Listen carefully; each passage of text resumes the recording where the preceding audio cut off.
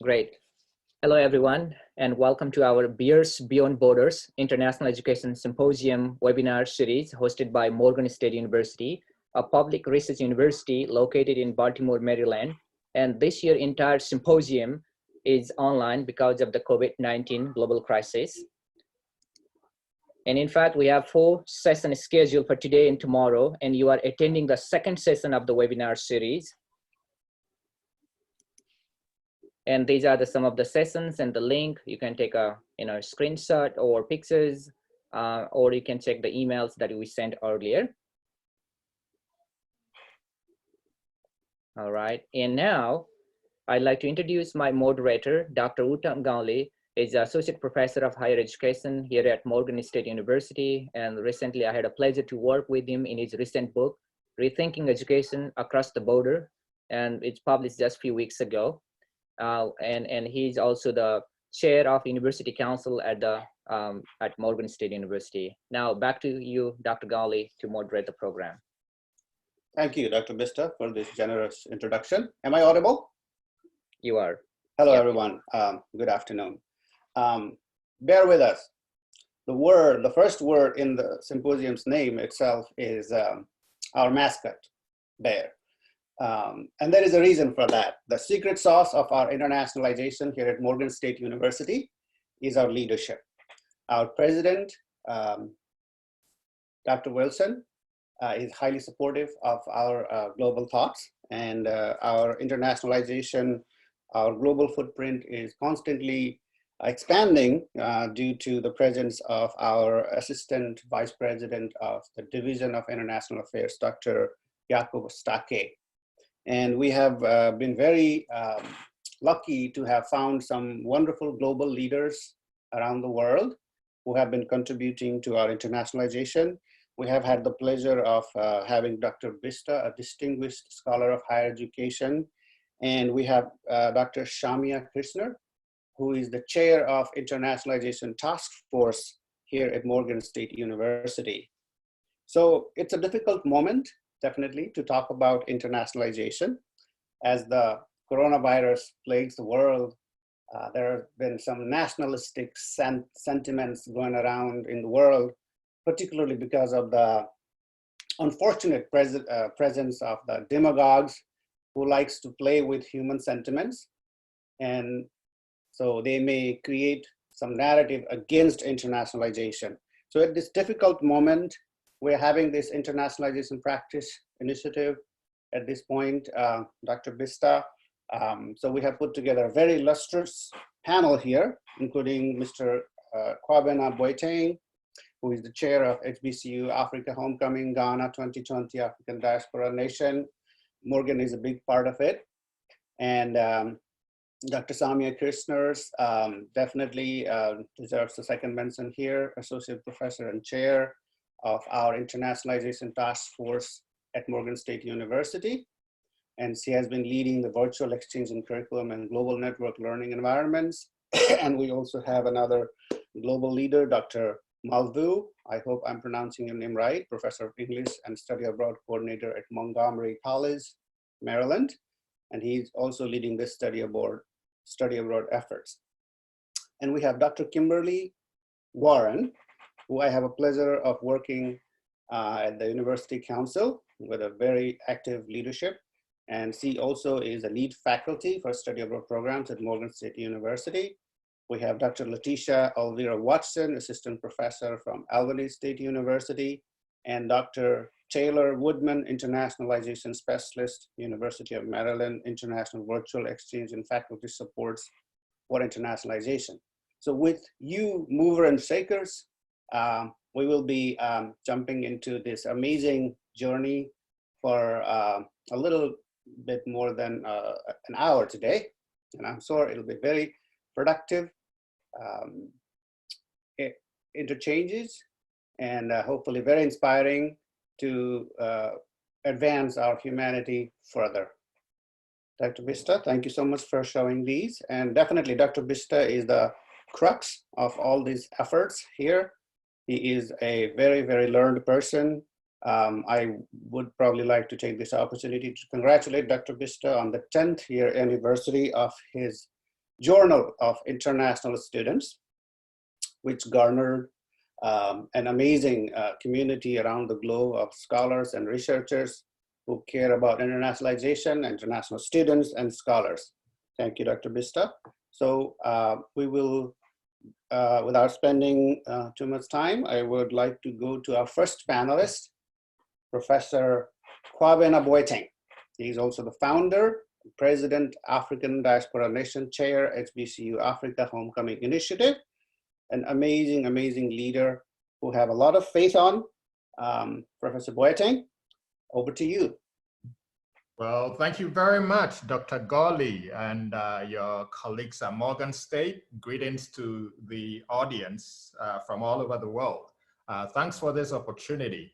As he mentioned, I'm Kwabena Boateng, founder and president of African Diaspora Nation, and we care a lot about internationalization of HBCUs, particularly within the context of today. We're in the middle of the United Nations decade for people of African descent. We all know the historical legacy of HBCUs, and we know Africa's renewed interest in engaging the African diaspora.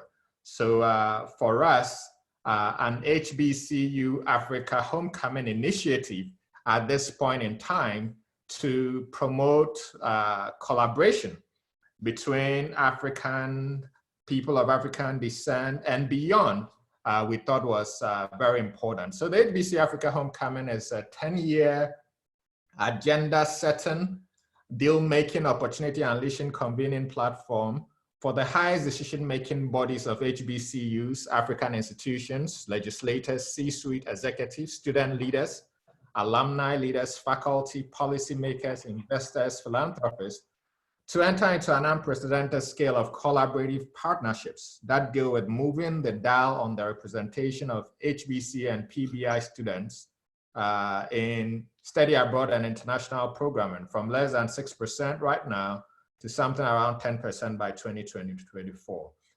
We also, under that umbrella, looking at the launch of an HBCU Africa engagement report, owning the narrative on the history of HBCUs in Africa, and best practices in fostering successful transatlantic educational partnerships.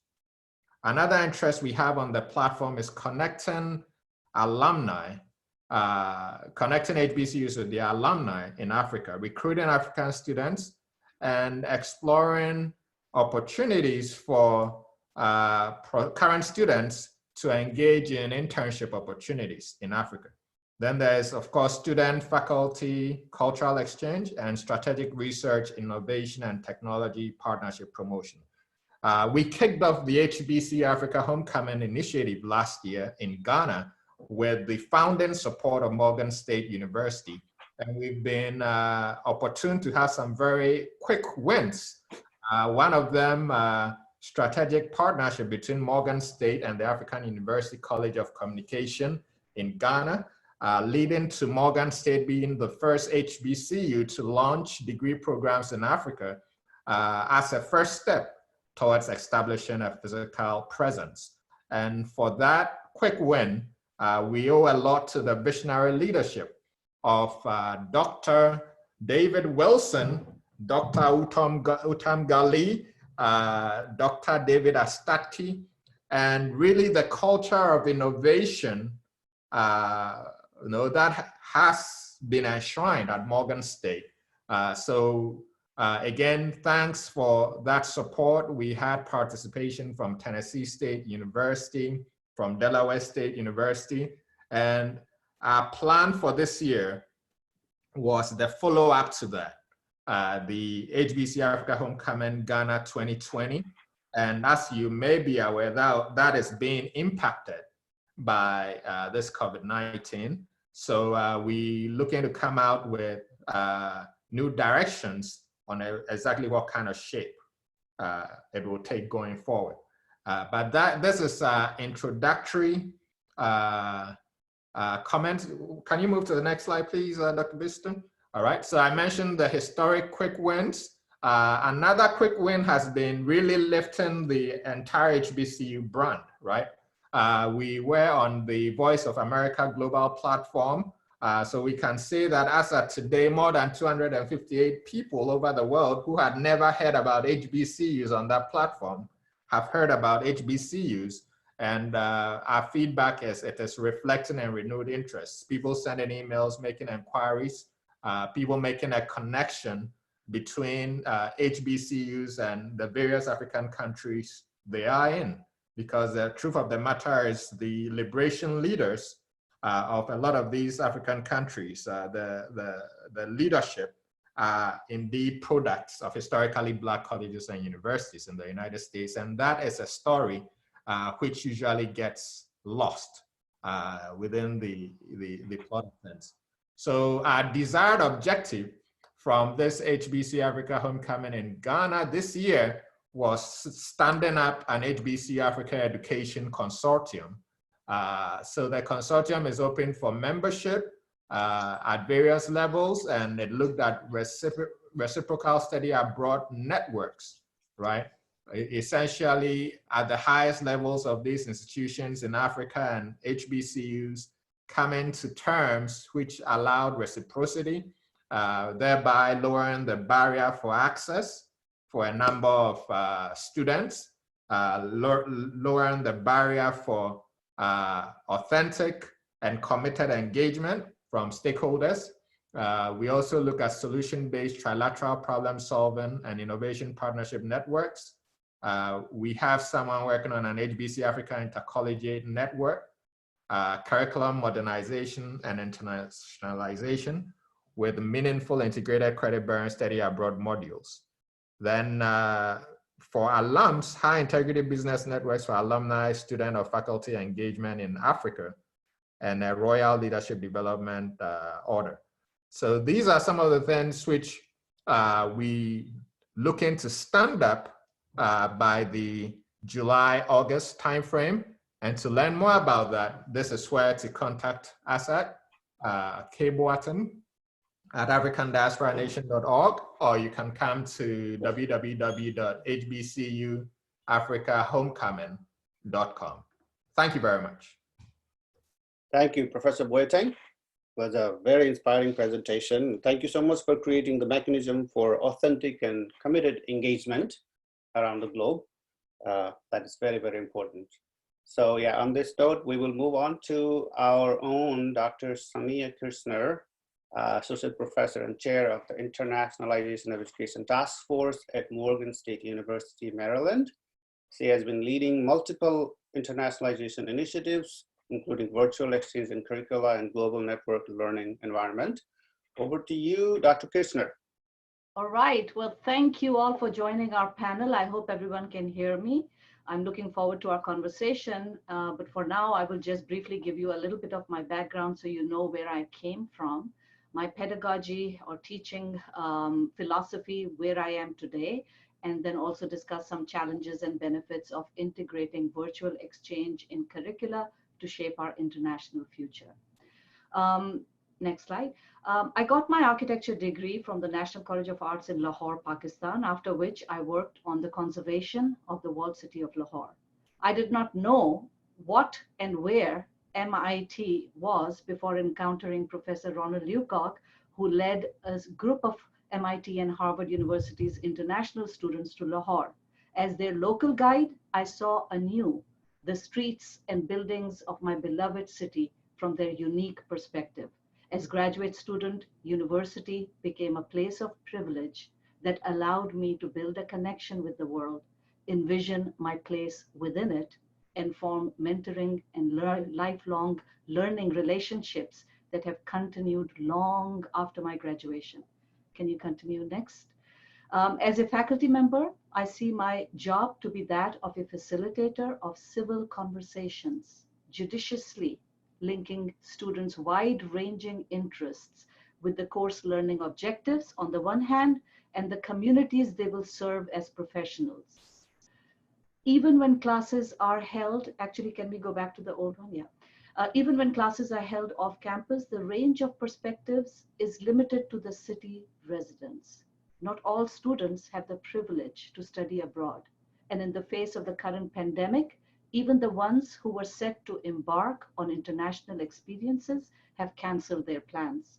I'm thankful to Morgan's Division of International Affairs for supporting my request to pilot integrate the Solaya Connect curriculum, and we can go to the next slide, in an elective course last fall. Solaya is a Stevens Institute initiative to create globally networked learning environment across institutions in the US and the Middle East and North Africa region. There are many forms of virtual exchange, and each one has its own challenges and strengths. Our pilot integration of the Solaya Connect program last fall revealed, can we go to the next, please? Thank you, Dr. Bista. It revealed the challenges, but we still moved forward and integrated it with a little bit of tweaking into 3 undergraduate courses this semester. Next slide. Yesterday and this morning, my students explored with their MENA peers the question of whether to classify our responses to the pandemic as a state of emergency or consider it a crisis. Without media bias, they are learning how the current state of emergency powers are being executed across the world. Survey responses, next please. Survey responses from fall 2019 reveal that some students took on leadership roles in conversations about racial discrimination, educating their MENA peers on consequences of transatlantic slavery, on the cross-generational inequities in the United States. Next slide. Others who were more professionally focused, pointed to their Solaya experience as a waste of time. It is not surprising that global architectural firms like Gensler hire anthropologists now because architects are not trained for cross-cultural communication. Schedules across time zone is also an issue that frustrates some students. Astute students also demand a direct link between the course content and the Solaya curriculum. Next, please.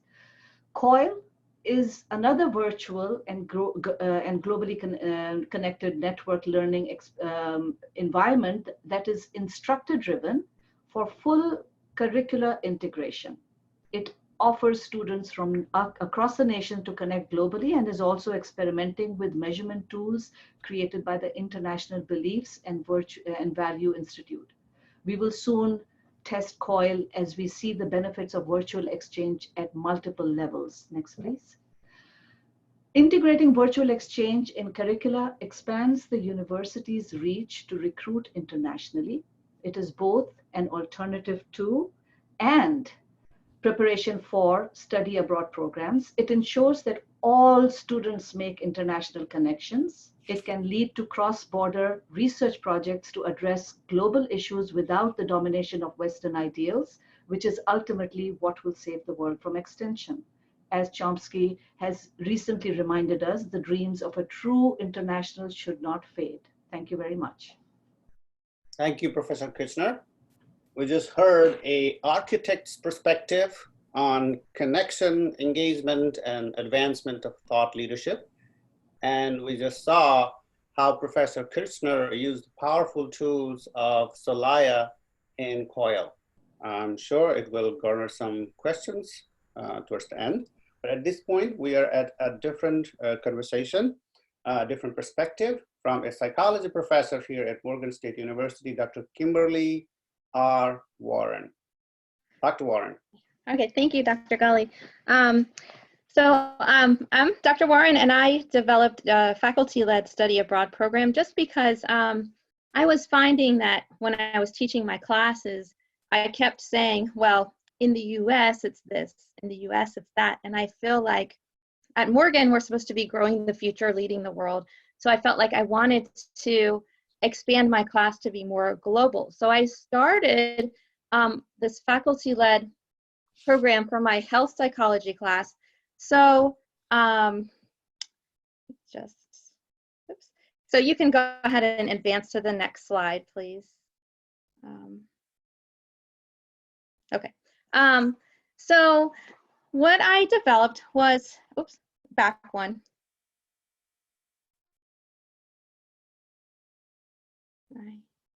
Okay, there we go. So what I developed was a study abroad program to Guatemala for my health psychology class, because the health issues are very different in other countries than in the US. Now, of course, right now we all have the coronavirus everywhere, but in general, the leading causes of death are different in different countries. So this is an opportunity to give students a chance to learn about global health and the skills necessary to be able to make a difference in other countries. So it's actually a service learning class as well. Next slide.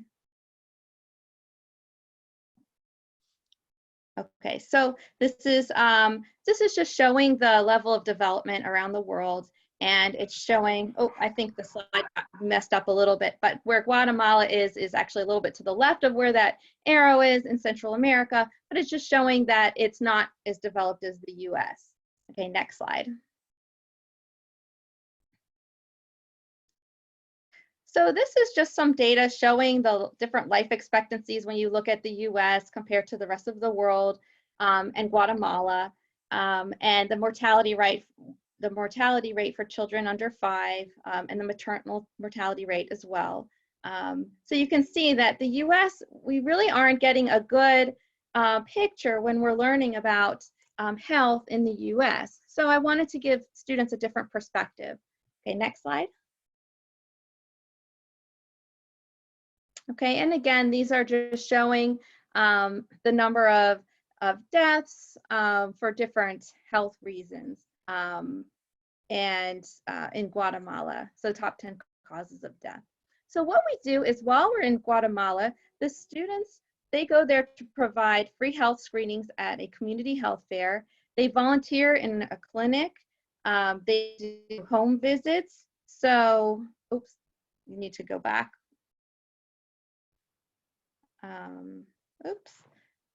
And then they do home visits where they do weigh children. They bring nutritional supplements to young children, and they also have a chance to go to an elementary school and teach elementary school children about nutrition and hygiene. Next slide. Okay, so while they're there, the students live with a host family. The host family provides all of their meals. They also have one-on-one Spanish lessons every day. You can see the little hut in the corner of the picture. That's their school, the Spanish school, so they have one-on-one Spanish. And then they participate in cultural activities each day, such as salsa dancing, tortilla making, weaving. We go to a medicinal garden and learn about how they treat their ailments in Guatemala. And then we also may go on historical excursions or visit other landmarks like chocolate farms or coffee farms. Next slide. Okay, so this is a sample day. They wake up, they have breakfast with the host family, they have lunch, they volunteer doing their clinic work. They're giving the free health screenings to the community. They come back and have lunch with their host family. Then in the afternoon have a Spanish lesson, one-on-one Spanish lesson. And then in the evening do a cultural activity, then dinner, and then maybe some homework that they might have for their Spanish school or some journaling. Next slide. This is an 8-day trip. So they do a lot. It's a busy schedule in 8 days. It costs about $1,600 because I do this all myself. I don't use an external program. And this includes all of their airfare, transportation. So that's the general cost for the program. It's not very expensive at all. And it gives students a chance to just get a taste of international experience without having to do a whole semester abroad. And that's the gist of what I did, just a chance for students to learn outside of the classroom in another country, in a space that it's easy to navigate. They kind of get the lay of the land in this little village that we live in within a day. It's a very friendly place, safe, and they really get a really rich experience, a rich learning experience doing this. And it's a platform that other faculty can use for other subjects rather than just health. Thank you, Professor Warren. Sure. It was a very interesting story. That little hut in Guatemala speaks volumes. And thank you so much for creating opportunities for our students to engage with more humans in the international level.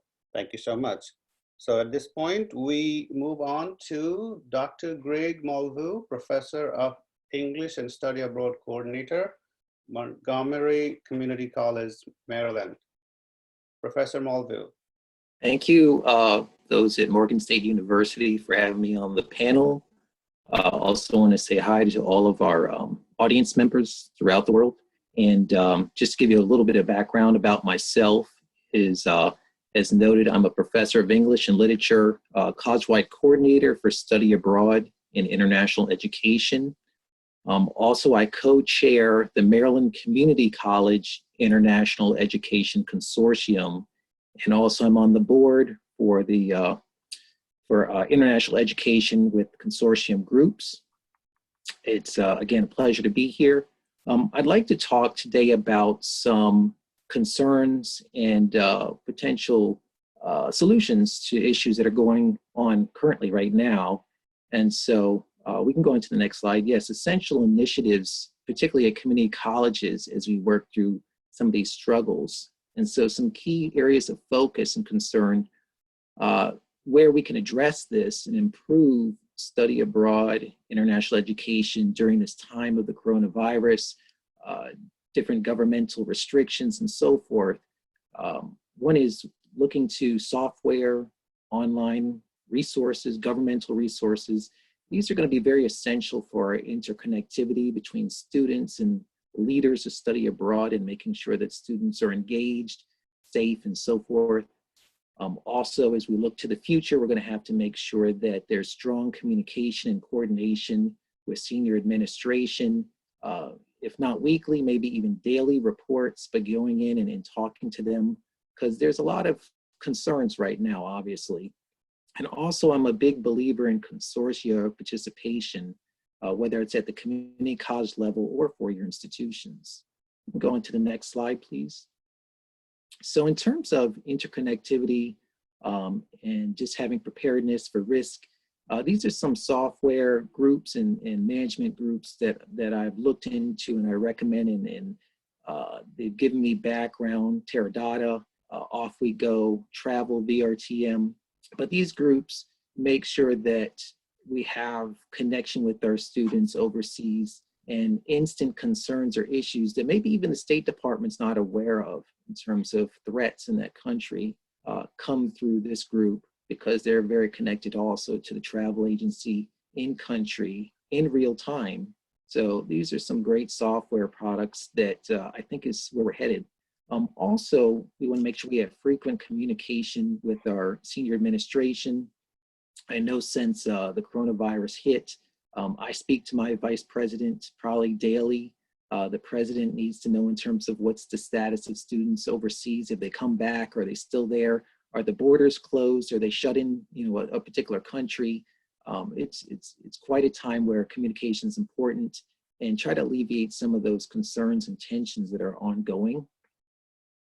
Also, your stakeholders as well.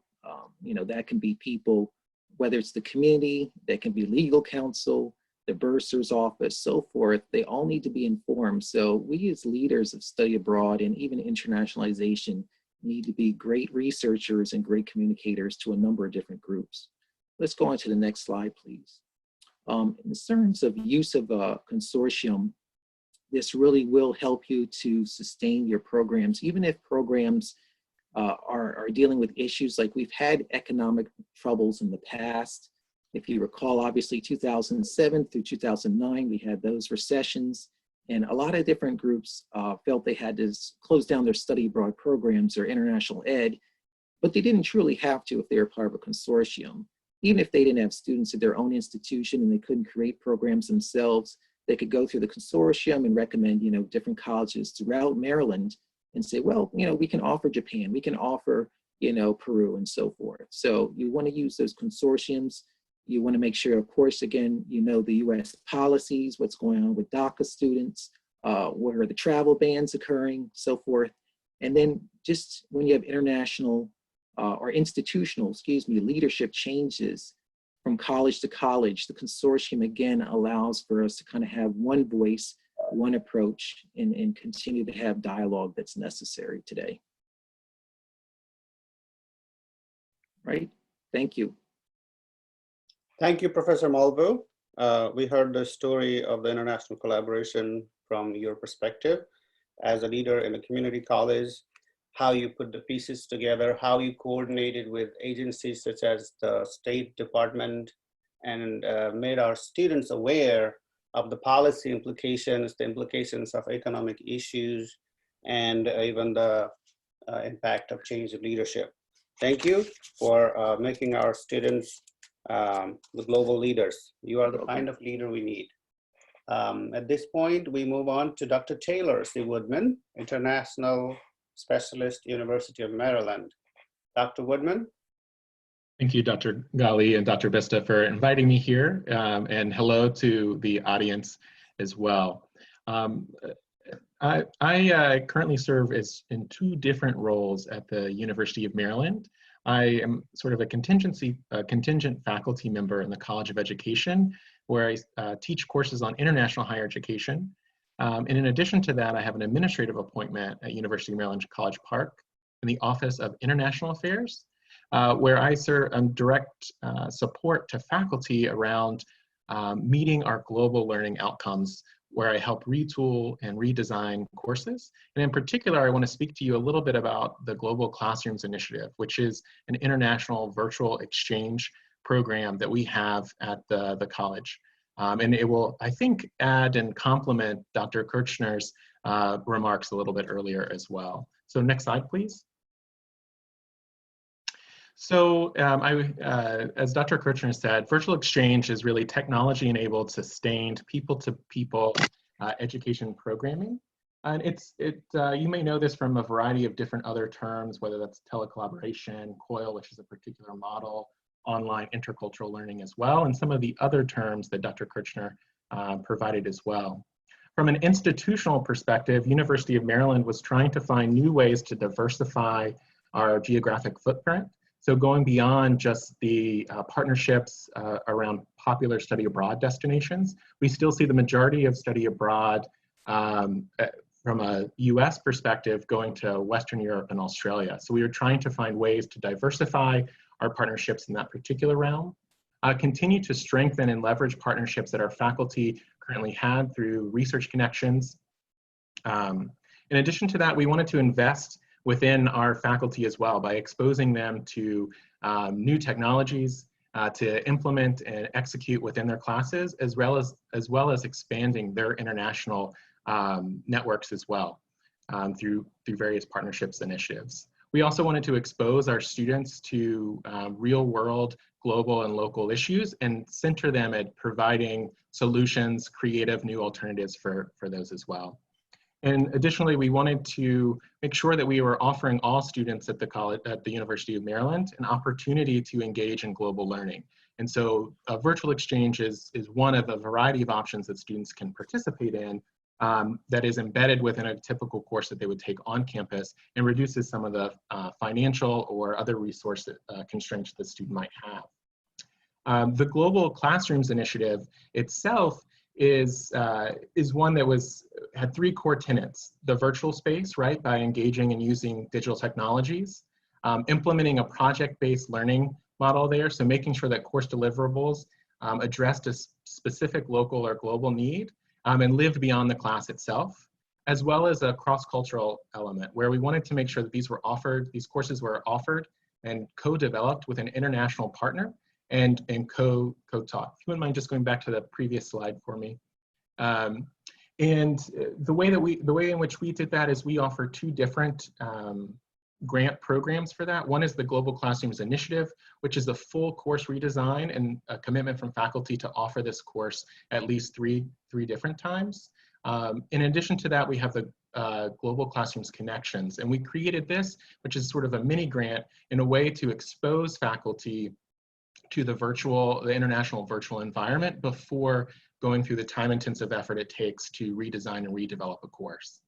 In addition to that, we wanted to make sure that our faculty were being supported through this particular process So I joined the Office of International Affairs 3 years ago to create a curriculum that addressed some of the core elements needed to design, implement, and execute a virtual exchange. So we have a monthly workshop, an online learning environment that mirrors the environment that we would want our faculty to utilize.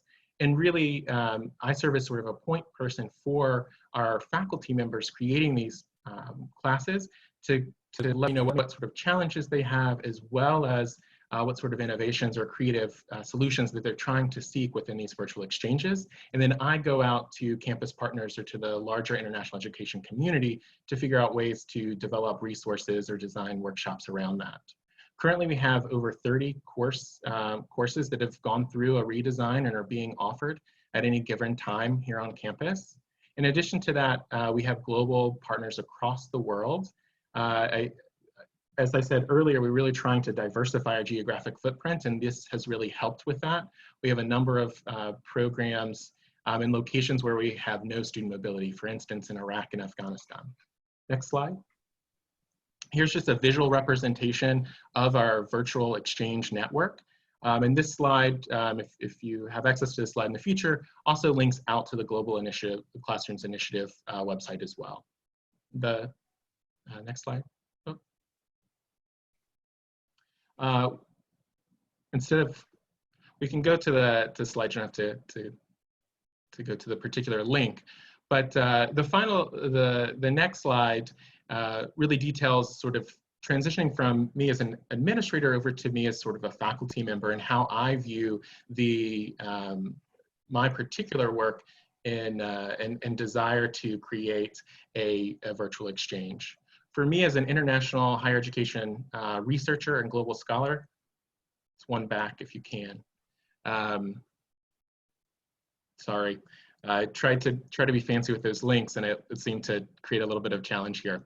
But as you can see, sort of my progression through this particular realm, I had an international research agenda and networks, particularly in Cuba, where a lot of my research is centered. And with that, I wanted to make sure that I was exposing the students that I was teaching to these particular networks. So I created a study abroad program similar to Kimberly's. And what I realized, even though I was also trying to reduce the financial barriers, that I was only taking 30 to 40 students on this program each semester. And I wanted to make sure that my students were exposed, all of the students that I was coming in contact with had an option for global learning, as well as making sure that my partners in Cuba knew that our partnership lasted beyond just the week-long intensive program that we had. So that's what led me to create an international virtual exchange as well from the faculty perspective, and led me to supporting faculty create these. I really see some of the benefits of international virtual exchange really advancing all aspects of institutional internationalization goals. It creates connections between my research, teaching, and service. So if you're a faculty member looking for this, it's a great way to combine all three of those areas. It's great for a portfolio, for tenure, however you're being reviewed. In addition, it increases students' exposure to global research, global networks, and also alternatives to dominant US policy, practice, and ideas, which was important beyond just a study abroad opportunity or just from students accessing my research, but also being able to speak with and engage with Cuban colleagues in a virtual environment throughout the course of a semester. In addition, it also reduces that barrier to entry for a global learning opportunity. And I think it maintains and strengthens research partnerships and linkages, especially in times of uncertainty.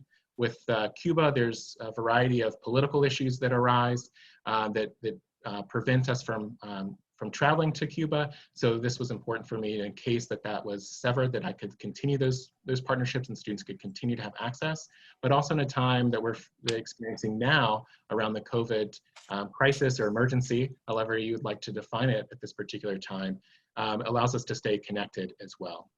And my final slide really just exposes you to a variety of different opportunities or ways to continue to explore this opportunity. Stephen's initiative, as Dr. Kirchner said, provides grants as well as a number of resources to aid in the creation of virtual exchanges. This particular document here is an annotated bibliography that looks at the research that's going on in the particular field. In addition to that, there's the International Virtual Exchange Conference, where you can learn from practitioners and scholars engaging in this particular work, as well as a virtual exchange coalition, which is meets on a quarterly basis in Washington, D.C., but has a virtual presence as well. They put together best practices and might be a way to continue to expose yourself to what's going on. Those that are already engaged in this work, thinking about publishing in this particular round, the Journal of Virtual Exchanges exist. And again, the Global Classrooms Initiative, which I support, is there as well. All of these are linked to the particular websites that they correlate to when you have access to these slides. And with that, thank you very much, and I'll turn it back over to you, Dr. Ghali. Thank you, Dr. Woodman. We just heard a highly widespread and diversified system of global presence of one of the universities of our system. Definitely, we're very proud of you, and I hope, Dr. Malveaux, you also feel proud as a member of that consortium, right? We're all the part of the same consortium here in the same university system. That's amazing. Your faculty support component was particularly intriguing to me, and also apart from the wide array of courses through your global classrooms, very impressive network. I'm sure we will have more questions about that. At this point, we will move on to, do we have another speaker, Dr. Bista, or are we going to Q&A? It looks like we are going to. Moving to panel discussion. Wonderful. All right, let me field this first question that is up on the screen to all of the panelists, whoever wants to jump in. We'll hopefully, we have about 14 minutes left. Is that right, Dr. Bista, for these discussions? That's so right. I will try to take not more than 2 responses. So whoever is ready, just let me know. Feel free to jump in. So what do you see as the current challenge for advancing internationalization of US higher education? And now with COVID-19, what would it look like in the next 5 to 10 years? Panelists. Dr. Malveaux, I couldn't hear you. Please unmute. Oh, I'm sorry. Yes, go ahead. I'm unmuted now. Thank you. Yes. So I would say in my field with study abroad international education that confidence is shaken in our field. And the question that's arisen now is study abroad worth the risk? So to answer that question, I would say that, reiterate that again, this is a time for discussion with senior administration and stakeholders. That's got to be a major concern. And that there's got to be a strong, coherent effort to make sure that in the case of whether it's the president, administrators, faculty, and stakeholders, that daily input on what's going on with COVID-19, how it impacts the campus needs to be related, and that these individual groups, they're the ones that cultivate our global programs. So this is right now the biggest concern in making sure that the correct information's out there. There's a lot of misinformation going on amongst the fear. Very important point, Dr. Malveaux, thank you. Panelists, I am not seeing all of you at the same time, but I'm trying to. So in the meantime, if you're ready, unmute yourself and go ahead. I see Dr. Leticia unmuted. Who else? Myself. Okay. Professor Boateng. All right. So what do we see as the current challenges? I think it's important to, even in this current environment, define education and situate international education as a component of the experiences, right? That one needs to have a quality education. When you define within this context, it makes the international education component a necessity, right? Because one thing you find missing within the higher education space is even a consensus definition on this product that we're trying to churn out of our institutions. What does an educated person look like, right? You have consensus on that. So I think charging through and coming to some kind of consensus position, at least on an institutional basis, and international education being one of those experiences which produces those outcomes, you actually will be in a position where the narrative changes, right? So within the context of next 5 to 10 years and the like, immediately, I mean, it's going to be a lot of virtual hybrid solutions, virtual plus, just as you have today, but also being able to demonstrate to whether it's the market for the students we nurturing, that these experiences actually deliver value, and these value accrues to where these students go to, so that it's not just people pushing for internationalization within these institutions, but the market is also saying the same thing. That'll be my perspective. Very important point, Professor Boateng. I totally agree with you. It must be made a necessary component of our educational experience. Any other thoughts on this? Could I jump in? in? We'll move on to the next question. It's a very important question, so I will take one more if someone is ready to jump in. Could I jump in? This is Dr. Sure. Woodman. Taylor Woodman, please. I think that we'll see sort of a diversification of international activities on the sort of outbound side. I think we'll see a number of faculty like Dr. Kimberly Warren who lead these programs, highly invested in it. Some I would assume would be burned out by this particular process and the uncertainty of running these programs. In addition to that, I think there's a disruption with some of our partnerships as well, and some of our partners abroad not having the capacity to host or thinking about if this is a necessary partnership for themselves. And additionally, I think, like Dr. Gregg was saying too, that our administrators are finding their confidence is shaken in this particular space, so that the articulation of the value add here, as well as some of the liability concerns, are paramount. And I would say from the inbound side, in terms of the recruitment of international students, I think there will be a diversification of where we're recruiting students as well, and sort of showing how volatile that is to our funding mechanisms for a lot of public institutions as well. So I do think in the short term it will be a little bit more dire, but I do have high hopes in the coming years that there will be a bounce back. And I think because this has impacted the whole university environment and not just the international realm, that will come back as a stronger community and still be seen as a viable part of the university activity. Absolutely. I see Dr. Warren's mic unmuted. Is this for this question or for the next question, Dr. Warren? I actually didn't unmute it. Okay. All right, let's move on to the next question, Dr. Vista. How do international faculty and international students help in the process of internationalization at home? Internationalization at home is another very common topic of discussion here at the United States, because not everybody can afford to jump on the plane. And we have the very formidable presence of international faculty here at Morgan State University. We are almost 40% of international faculty. And there is an increasing number of international students coming to the United States so far. We don't know what the scenario will be going forward. But at this point, how can we leverage the presence of these international humans in our local campuses? Whoever is ready. Shall I take a go Sure, at it? Kirchner. Okay. I think as an international student myself in the US, I mean, now I'm a citizen, but I started off as an international student.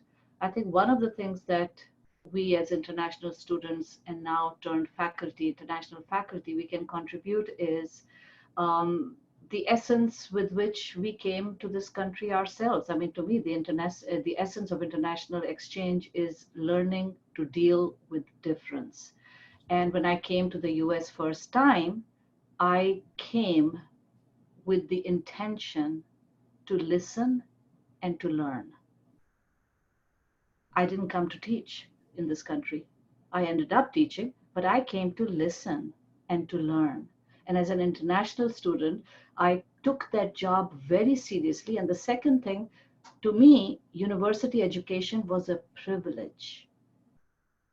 80% of my home country's fellow men and women, especially women, if you combine, if you separate the gender gap, then it is probably 0.01% who actually make it to higher education. So for me, college, I don't take it for granted. I've told my daughter that she shouldn't take it for granted, that she has to prove to me that she's college material to be able to go to college. So those are the two things that we can actually contribute to the American higher education system, which is the intention to listen in order to grow yourself, rather than only speak and teach. And the ideal of what is the core essence for international exchange? It is really to learn how to deal with difference. That's very inspiring indeed, Dr. Kirchner. Thank you. We're learning so much from you here at Morgan as well. I see Dr. Malveaux unmuted. Dr. Malveaux? Yeah, I come from a college which is probably ranked second in terms of international students at community colleges throughout the country. We represent over 170 different countries at our college. And so in terms of international students helping with internationalization, I think it's their impact in terms of making us informed, US policy and its impacts, and we feel it when they're impacted. So when we have DACA students, which make up 800,000, young undocumented immigrants who are, under question about being deported, they're the ones that kind of speak out and let us know, this is a policy and it's very impactful. This is a group that helps us with US policy understanding in terms of the travel ban, even the US travel ban, where it may not seem like a lot of countries, and this is prior to COVID-19, where we had certain countries where, students could not travel, but I had, for example, a student who was Egyptian and refused to travel because there was a travel ban in other Middle Eastern countries and was concerned about being detained in the airport and so forth. So they really keep us informed in terms of world events and the impacts on our individual campuses as well. Appreciate it. Thank you. Thank you, Dr. Malveaux. Do we have another perspective in this question? It doesn't look like no.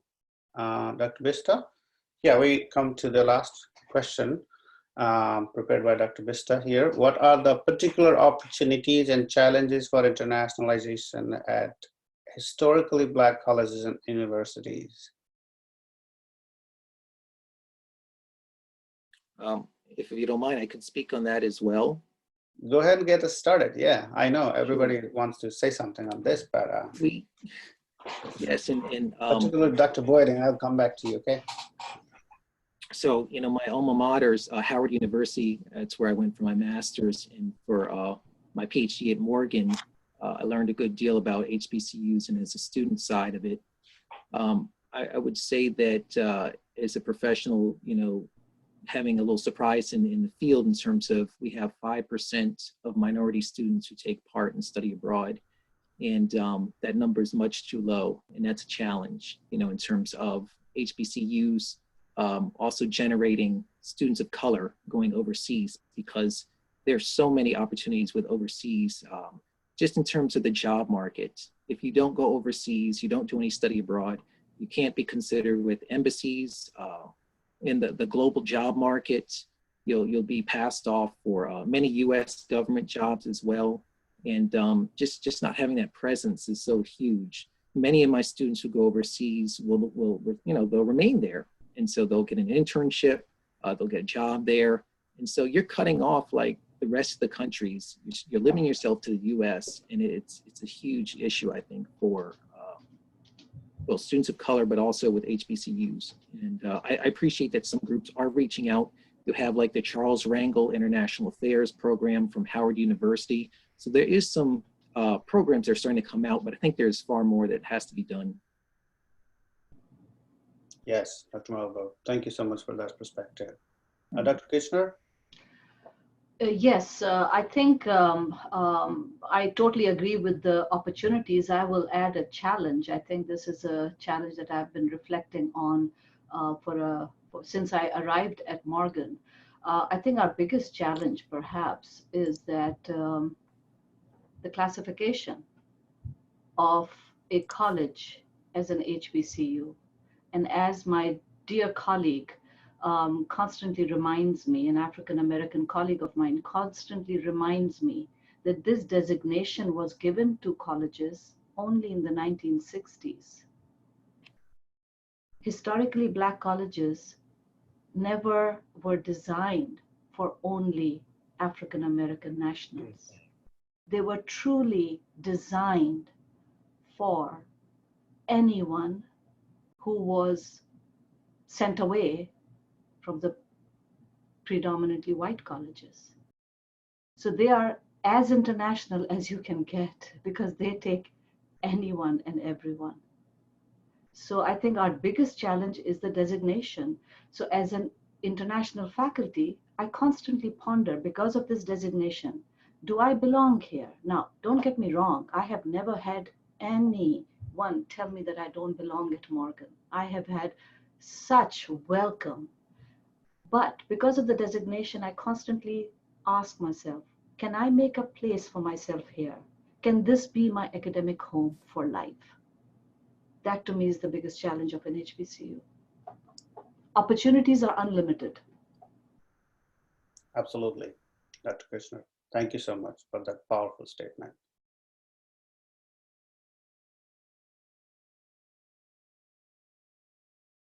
I didn't see Professor Boateng. Dr. Bister, we have a next question here. Particular opportunity and challenges. Would you like to take this opportunity challenge? All right. So you want me to address my perspective on particular opportunities and challenges for international? Because you've been deeply engaged with this already. So exactly. So thank you very much for the opportunity, Dr. Ghali. And Dr. Malveaux mentioned the statistic about 5% or less than 6% representation in international education or study abroad. That is one of the prime reasons why the HBC Africa Homecoming Initiative, right? And understanding the factors which actually drive those numbers. So that's exactly what we're looking at with the HBC Africa Homecoming Initiative. And it starts with high-level administrator engagement, buy-in from the very highest levels of the institutions, as well as the very highest levels of the outbound, destinations, right? So that's something we prioritize so far as the HBC Africa Homecoming platform, facilitating those exchanges at the highest levels, fostering collaborative partnerships, which unleash opportunity. And we're seeing some wins with that. So the next stage is formalizing that within a consortium framework, right? So as was mentioned by Dr. Kirchner, the opportunities are enormous, and we starting from such a low number that we have enormous opportunity to innovate, leveraging both virtual solutions, innovative design of projects, in our case, the HBC Africa Innovation City project, projects which allow this interdisciplinary collaboration, and emphasizing that message that this is really, it's called HBC Africa Homecoming, but it's really meant to be inclusive, right?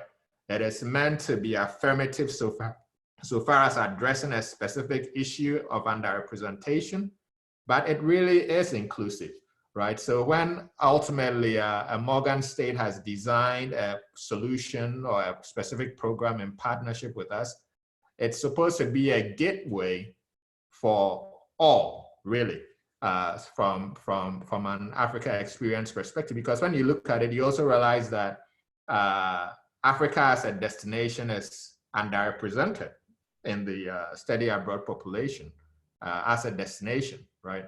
So we looking to stand up and help break barriers which limit representation, both in terms of people and representation in terms of destinations. So that's what I'll say to that. Yeah, that's really important. Thank you so much. You've been creating these opportunities, gateways, definitely. And it looks like we do have the last question here, I believe. How can the senior administrative leadership, for example, president and provost, advance internationalization at their campuses?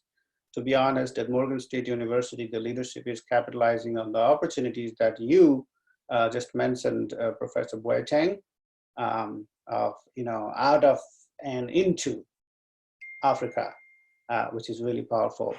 So at this juncture, whoever is ready to address this question, Mr. Boateng, you can go definitely if you are ready. Because you have been already working with the senior leadership beginning right here at Morgan.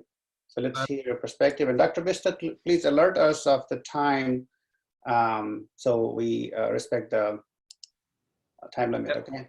2 more minutes for this session, and then we'll take a Q&As from participants. Oh, okay. All right. I think we're doing great with time. Oh, okay. So yes, the support at Morgan State has been amazing. And I think it comes from a number of things, approach, right? And how do you articulate the opportunity? I think that understanding the history of HBCUs, both in a general sense, as well as from an institutional perspective, is important so far as administrative leadership goes, right? And it is up to international education administrators and leaders to understand these triggers to elicit the response that you will need from senior administrative leadership, right? So the history and understanding what the administrative leader's vision is. I mean, both from a board of trustee level, from a president, provost level, and making sure that what is being presented aligns with that. At the end of the day, also showing that this is actually an avenue which can improve the financial position of your institution. It allows you to distinguish yourself and offer a unique value proposition. I think these are some of the things Morgan State, Dr. David Wilson saw, which facilitated the support of the initiative. So how can the senior administration leadership advance internationalization on their campuses? It is through partnerships, number one, and understanding the industry and research opportunities in terms of market opportunities that are out there. If you look at human development in Africa, for example, it is pretty low. And with the drive towards the United Nations Sustainable Development Goals, there is an opportunity, and it takes visionaries to see it. And if they don't see it, it takes the international education leadership making it plain in a way which allows people to enlist and jump on board. Thank you. That is wonderful. Thank you, Professor Boateng. I also see the presence of Dr. Jakob Stake, our visionary leader at the Internationalization Division of International Affairs here at Morgan State University. If you unmute, I will know that you are willing to pitch in something, but I see that a couple people unmuted. Dr. Kirchner? If there is someone else who's muted, also please let them go. I'm here to listen. Okay, Dr. Malveaux? Sure, just with that last question, I kind of want to reiterate this point that in terms of senior administration, how they may be helpful with internationalization is I want them to remain, or I think we want to remind them to remain open-minded to the fact that quality of educational programs sometimes should trump mere quantity or enrollment of students And we get caught up in enrollment and how much we're making from certain programs. But we have to keep in mind in terms of quality of student education as well. And the flip of the coin is we have to do our part also to inform senior administration about what internationalization opportunities are there. We need to go to the I think it's called the M4CAO meetings, in which presidents and vice presidents meet and give them reports and get on the agenda and relate, this is what our college is doing, and also to get them involved in terms of here's consortiums that are involved in our state that we need to get involved with. So just want to add that point. Thank you, Dr. Malveaux. Now we are open for questions. Dr. Vista, which question shall we address first? And to the panelists, if you're ready to jump in, please unmute yourself so I can see, and I know you're speaking. Feel free to jump in, by the way. We have two ways of answering the Q&A. So one, panelists directly can use their chat room to answer their questions. The other, our colleague Sharon is also collecting questions. Sharon, why don't you unmute microphone and read the first question for our panelists? Yes, if everybody can direct their attention to the Zoom webinar chat. The first question that we have is, can the panelists share their thoughts about the challenges when they were doing internationalization initiatives? They want to hear more about your personal day-to-day experiences. Thank you. Whose question was it? Did any, if it clicks to any of the panelists, feel free to jump in, okay? I think for me, the main challenge was for the funding for the students, for students to be able to afford the trip plus the credits for the class. And when they take the class in the mini-mester, their financial aid doesn't always cover mini-mester credits. So then they're stuck paying for their credits plus the trip. So my trip at least is more affordable than some other trips that are external. But still, that was one of the main things. And we're lucky that we have some funding in the university that they can seek a little bit from maybe the International Affairs Office, maybe sometimes from their departments, sometimes the alumni associations. They're encouraged to do a GoFundMe. But that was the main challenge, is getting them the funding to be able to afford the trip. Wonderful question. Thank you. I'm seeing one question here, whether we will be sending the presentation. I think the answer is yes. So what next question are we fielding, Sharon? If the panelists are hearing me, again, the panelists can actually type their questions to respond to the audience if the question is directed to you. Feel free to do that, because time is of essence here. And back to Sharon. What next question do we have, Sharon? Great. So this question is for Dr. Woodman. It says, you had mentioned that your campus used COIL, which is something that many of us can use across the world, to diversify the area's countries of connection. What criteria or other strategies did you use to determine which countries and which institutions with which to connect using COIL? So just again, COIL is a collaborative online learning tool that anyone can use to have an institution create a relationship with another institution. You can answer the question now, please. Thank you. Thank you.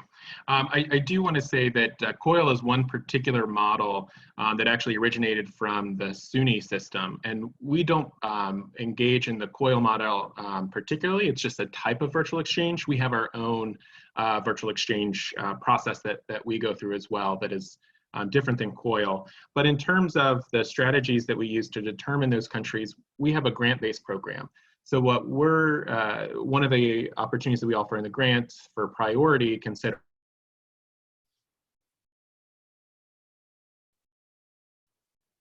I think we lost him. Priority areas for us are outside of those particular locations. We, at this moment, don't have a partnering program. So we do rely on our faculty to bring their particular partnerships. So where the COIL model does do a little bit more on sort of matching partners as well. Thank you, Dr. Woodman. Okay, Sharon, let us great. next question that is unanswered. Yeah, so question number 3. It says, what alternatives do you have in case student mobility is suspended by the COVID-19 in other countries? And do you think that student mobility should reinvent itself? Thank you. Any panelists ready for this question? Sure, I'll take it if there's no other takers. Yes, please. Go ahead. So I really do believe that we need to reinvent mobility. I think we need to, just because I've been staying at home for the last 3 weeks now and doing a lot of work on virtual platform. And really the technology was there, but I was one of the people who was totally against using it. I was always a physical one-on-one person. Nothing can substitute that. And I still do believe it, that nothing can substitute one-on-one, face-to-face interaction.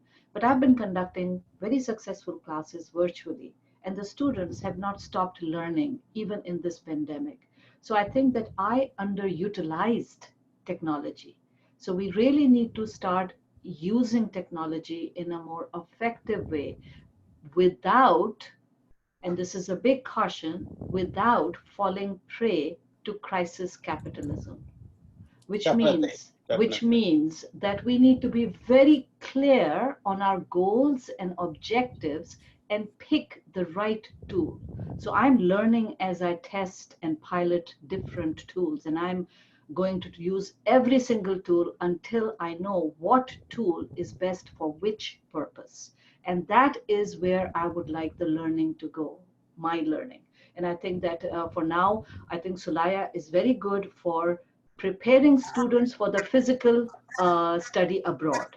Whereas COIL, to me, seems to be the place where I can be most control of the curriculum alignment and integration. The added benefit is that I can also integrate it with Canvas and the learning management system. And I think that's where we need to start really focusing our attention on using the tools very, very safely, securely, and cognizantly of our learning objectives. That's it. Absolutely. We will definitely come back stronger together because we have been victorious over pandemics in the history, and definitely this will be transient as well. Thank you for that uplifting message, Dr. Kirchner. Sharon, do we have other questions or have we come to an end? It looks like I have Dr. Astake. Dr. Astake, did you want to say something? No, I'm just following up. Can you guys hear me? Yes. Yes, Dr. Astake has a brief remark. Yeah, so thank you. So, I just want to say that I've been following this amazing discussion by everyone. And so it's amazing. These are tough times for all of us. And as the senior international officer at Morgan, I really enjoy working with my task force members in promoting campus internationalization. And with this COVID virus, our study abroad program has been shut down. So that's why we're virtual exchange and other means of getting our students engaged. So I attended some of the sessions this morning. I'm attending this session also. It looks like a lot of great ideas are coming up, and I'm looking forward to also strengthening the partnership with other universities in our region. I'm very happy to hear what UMD is doing. It's close to us, but I was not even aware that you guys have your own COIL type of program. So Professor Woodman will definitely be contacting you to figure out how we can partner, work together. You know, we are in the same state and we should work together. And I'm excited about all these opportunities. And I see that at one time close to 80 people were attending these sessions. So this is an amazing workshop session, virtual session. So I want to say to my team and all the participants, thank you for staying engaged, and looking forward to doing even better and greater things in the upcoming semesters and years. Thank you. And a side note, I am promoting all of our guests to panelists so that at the end we'll have a group picture. Please bear with me. We'll have a screenshot. And now back to Dr. Gonley. All right.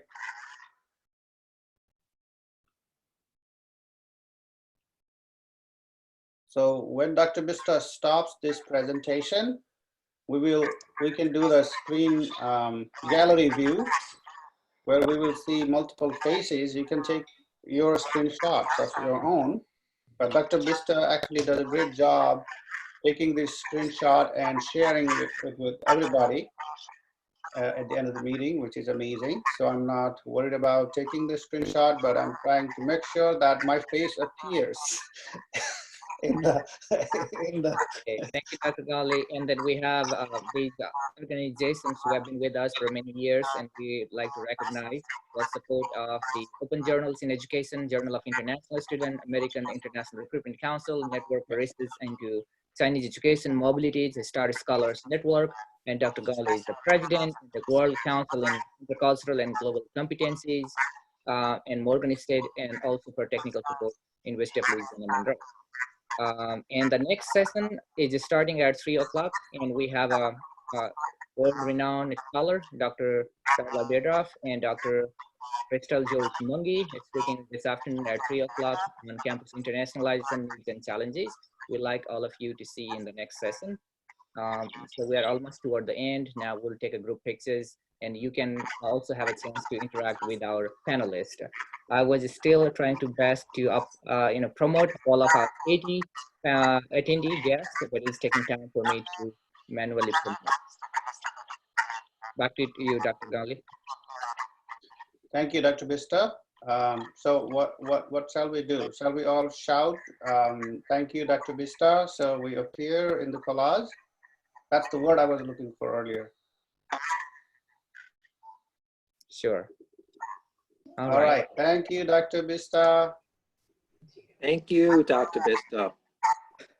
Thank you, colleagues, for joining all over the world. It is amazing. Dr. Bista. Yes, you can unmute your microphone if you have anything to say to our panelists, guests, on recording time for us now. Thank you.